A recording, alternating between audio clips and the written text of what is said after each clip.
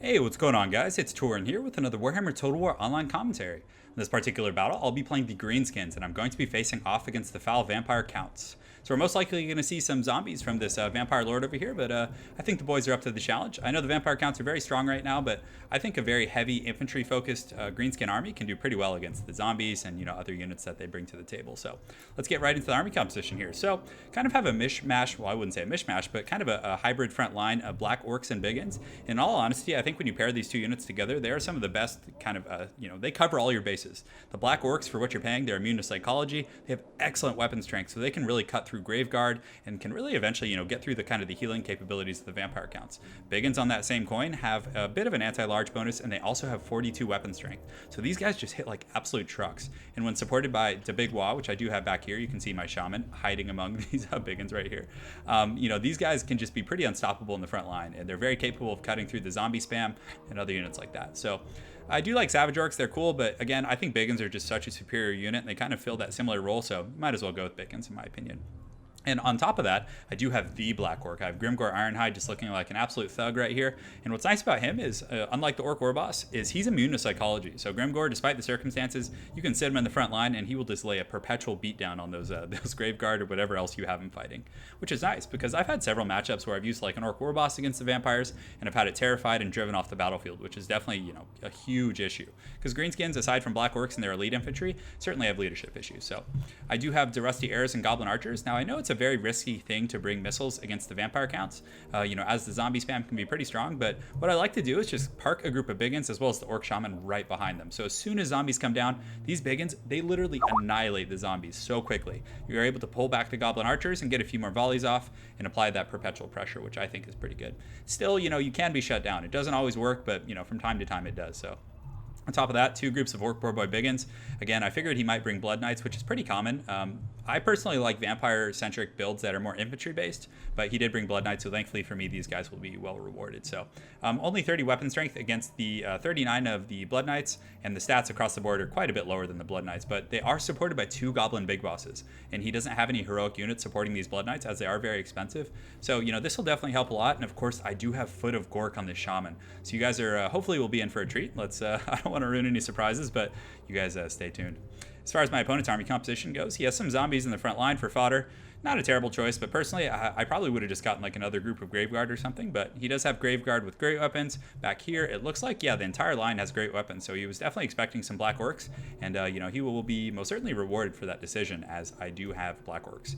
And also this great weapon variant right here, they do have 90 armor, so Biggins have a little bit of trouble cutting through them, but still the Biggins having the utility of that heavy DPS on the fodder units is going to be pretty nice here. On top of that, he does have a Vampire Lord. The Vampire Lord, it looks like he has Invocation of Nehek. Does he? Yeah, he does. Looks like he has Von Hell's Dance Macabre. He has the, Gaze of Nagash, as well as Raise Dead. And he has Winds of Death also, so he brought quite a few abilities. We're definitely going to be seeing some funny business here. And then on top of that, he does have two Blood Knights who are ready to party. So let's get right into it, guys, and hopefully you guys enjoy this cast. So, of course, being a true Greenskin fanatic over here, I am just pushing down the pipe, just getting right to business. But, of course, the Vampire Counts aren't going to bring much harass to the table usually. But I wanted you guys to see this initial engagement here. So my opponent comes right down the pipe with this Vampire Lord here, and it made me a little bit suspicious. I was expecting a Winds of Death with the way that he was angling here. And you can see essentially my Greenskins are going to engage straight across the board. But he does use a Winds of Death, and he does hit a few units, but my guy's just straight up matrixed out. Look at that. I mean, he got a little bit of contact, but the Rusty Heirs, no kills anywhere. So I was able to matrix that, which was really nice. My opponent, of course, then uses the Gaze of Nagash to try and, pop up Grimgor, because he doesn't have healing. So if he's able to do some good damage there, that's going to be really tough right out of the gates. So immediately I get the Goblin Archers and the firing squad and start shooting at this Vampire Lord. Oh, no, didn't mean to pause it there. And just start popping him as much as I can. Because again, that armor sundering, it's going to bring him down to 38 armor. Just look at the HP damage.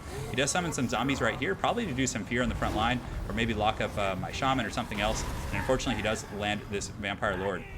But that's essentially what the security Biggins are for. These guys are going to get in here, and they're going to do really well against the Vampire Lord, whose armor is sundered right now, so these guys are just going to hit him like an absolute truck.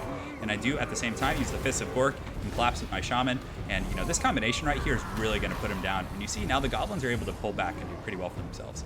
So over here, the Blood Knights have engaged with the Orc Boar Boy Biggins, and I do get a Foot of GORK. So again, you guys are going to get some sweet action here. It's pretty cool seeing the Biggins get in there and fight. They're pretty awesome looking units, but the Foot of GORK is definitely going to be, pretty destructive destructive if he doesn't react, and I think he was very focused on his main line here. So, you know, again, this is going to be pretty good. So let's go ahead and play, because I don't know how long it takes. Oh, yeah, here we go. Slow motion boot. This always feels so good. This feels so good, and you can just see the Vampire Counts units start to just tank. I mean, look at that. They went from like 44 models down to 38, but massive HP damage. So if we go ahead and take a look, you can see both of these Blood Knight units are essentially just breaking, and they're going to start crumbling very quickly. So the Goblin Big Bosses and the Orc Boy Biggins are able to just push them off, and that threat has essentially been neutralized. So in the front line, you can see that the Black Orcs are kind of fighting these units with great weapons, but still the great weapons have 38 weapon strength. They also have lower melee attack, and they have 22 compared to the 34 of Black Orcs. So Black Orcs are just going to outclass these guys so incredibly hard. So if we go across the front line, you can see the Biggins are in here, and they're just cutting these zombies to pieces. You can see zombies flying in all which directions. And Biggins, you know, even though they don't have a great matchup versus the Grave Guards with great weapons, will still trade pretty well. But still, the armor is a bit of an issue to get through for them. So anyways, let's go ahead and look at the rest of the battle. So thankfully, the Vampire Lord was pushed off, which really negated a lot of the strength he was getting from that zombie spam. And these Biggins in here, you guys will see, when they get in here and just start working on these zombies, you can see the models just tanking so quick. And I figured the Vampire Lord was far enough back that I could send my auxiliary troops up to the front line and start raining this fire down on these Grave Guards with the great weapons. So the Goblin Archers, when synergized with the Rusty Arrows, are just so incredibly strong. It's definitely one of my favorite synergies in the game. Over here, the Vampire Lord does engage on some of my Black Orcs in the wing, trying to clip my formation a little bit. But again, those Goblin Arrows are just going to put him in, flip him upside down, put him in a trash can, as you guys like me to say. And he just goes down so hard. 400, 500 HP, just immediately just getting taken away by those missile units. And the Rusty Arrows really opens up Goblin missile tactics, which is great. I mean, even against the Dwarves, you can get like focused missile fire on Rune Lords and things like that and just put them down so quickly. So the Greenskin Infantry Corps was able to prevail. And of course, that Foot of GORK was very, very essential. You guys saw, I mean, probably, I guess if you were to take it in a financial metric, he probably lost like 1,200 to 1,400 resources like in 3 or 4 seconds against that Foot of GORK, which is huge. Because again, if those Blood Knights had really kind of sustained their full value and had, you know, killed my Orc Boy Biggins or overpowered me on my flank, he would have been able to ride into my back line, pressure my missile troops. I would have had to pull Biggins or some other units from my front line. Could have changed a lot of the dynamics of the game.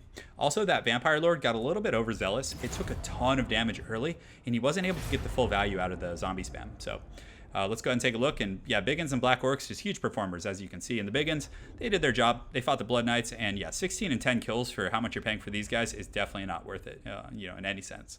As far as the zombies, I mean, you know, they got cut down. I'm not a huge fan of zombies, aside from just spam summoning them. I don't think you need to bring them. You know, skeletons, I think, are slightly better fodder. They actually do have like up in the 20s of weapon strength and some defensive stats. The Grave Guards with great weapons, not a bad pick. They fare well against Black Orcs and Biggins. I would have liked to see like a Mortis Engine or something like that, and then use the Vampire Lord to summon some zombies on my missile units. I think that would have been a lot safer. But anyways, very well played to my opponent, Kappa. I look forward to seeing you again on ladder, and I hope you guys enjoyed that green cast. Have an excellent night, and take care.